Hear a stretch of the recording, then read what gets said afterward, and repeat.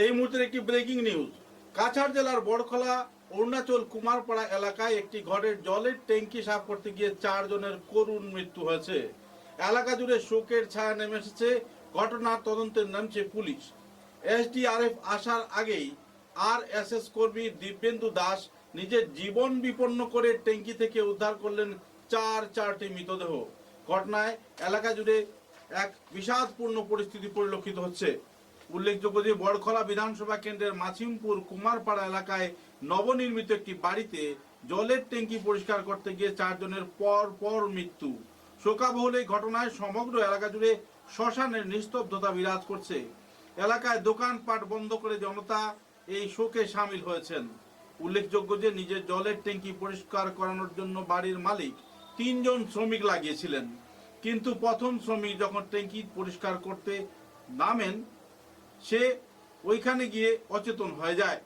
তারপর দীর্ঘক্ষণ ধরে উনি ফিরছেন না দেখে আরেকজন শ্রমিক তাকে উদ্ধার করতে জলের ট্যাঙ্কিতে নামলে উনিও অচেতন হয়ে যান।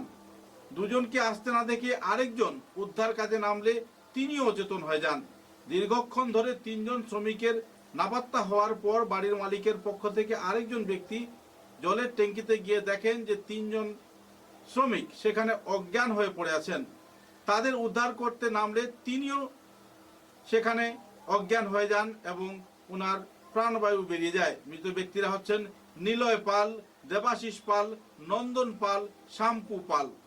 ঘটনার খবর পেয়ে ছুটে আসেন কাছাড় জেলার ডিএসপি ক্রাইম, এসডিআরএফ, এনডিআরএফ এবং অন্যান্য কর্মকর্তারা।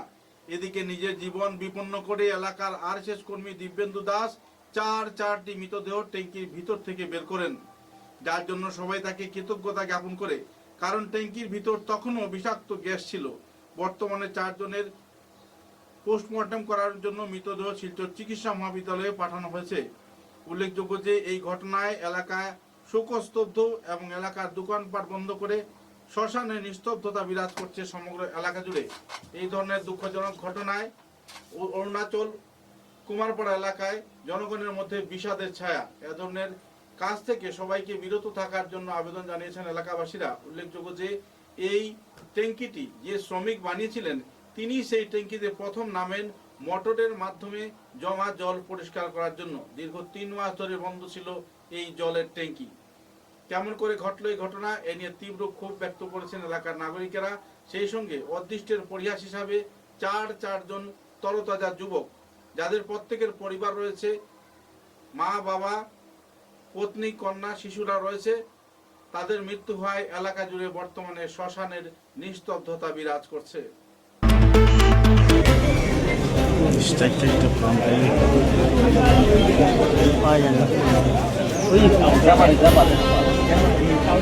বুঝতে পারছি না, বুঝতে পারছি।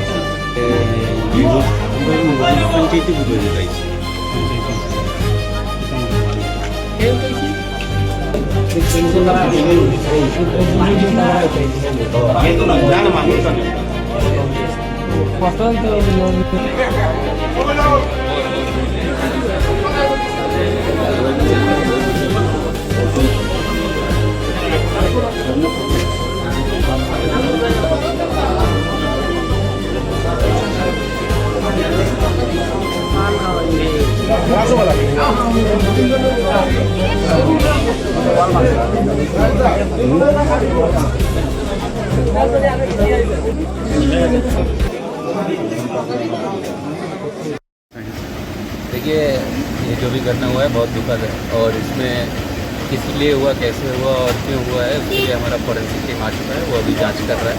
उनकी जांच की जो तथ्य सामने आएंगे वो उसके बिहाफ पे हम पूरा इंक्वायरी करेंगे।